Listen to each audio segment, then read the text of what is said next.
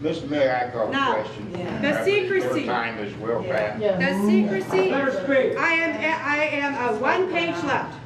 The secrecy around this project is unconscionable and most likely illegal. Sunshine laws protect the transaction. Now that they are done, the Attorney General says that the documents and proceedings must become part of the public record. However, you choose differently because Section 3.11 says, landlord agrees to treat confidentially this lease and any meetings between the tenant and the landlord and the subject matter thereof and the identity of the information concerning the tenant's customers, financing sources, accounts, suppliers of products or services, forms, manuals, documents, correspondence, records, including data processing records, electronic images, and electronic stored data. Section 311 continues to proliferate the secrecy that has surrounded this project from the onset. It is unconscionable that you continue to promote the prevention of dissemination of public information about use of public funds on public land and in fact sign a lease that does exactly that. This secrecy has got to stop. Speaking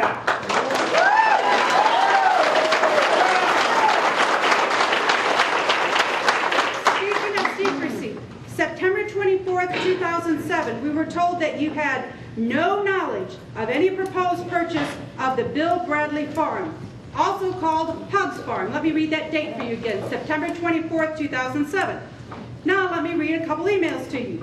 The council members are probably familiar with these, but just bear with me.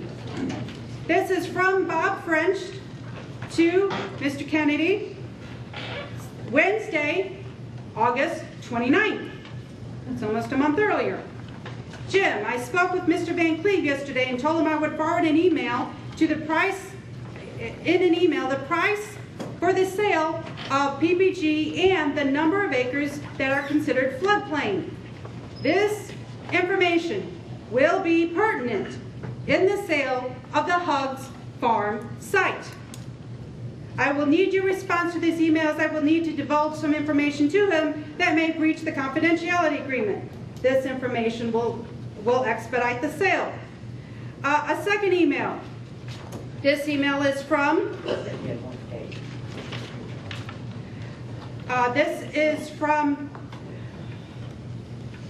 Mr. Marks at PPG.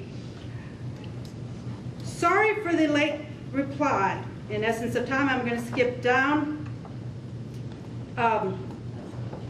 Mayor Shilley has received several pieces of correspondence pertaining to the sale, and most of it is positive. The balance is based on misinformation that can be refuted, hopefully early next week.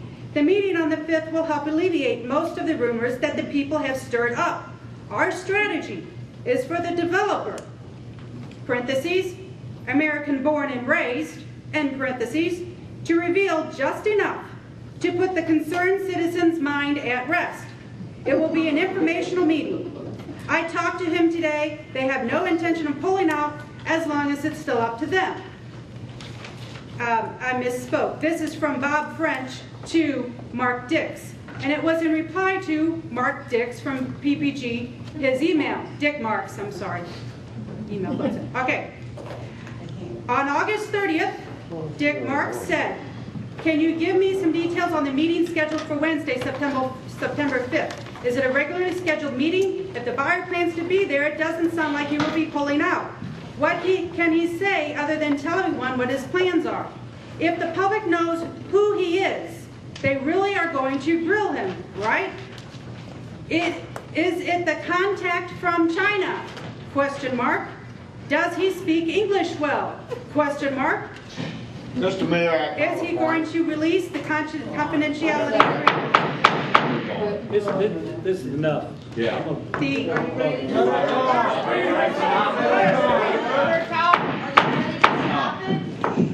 Give her a microphone. Be truthful. I'm at the conclusion.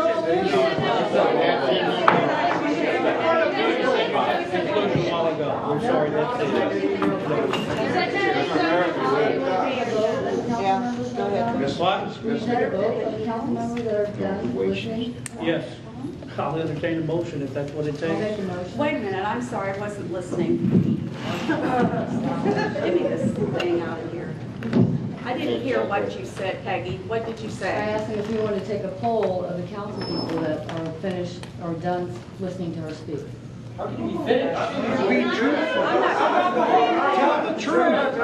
If we don't have anything to hide, let's let it get out.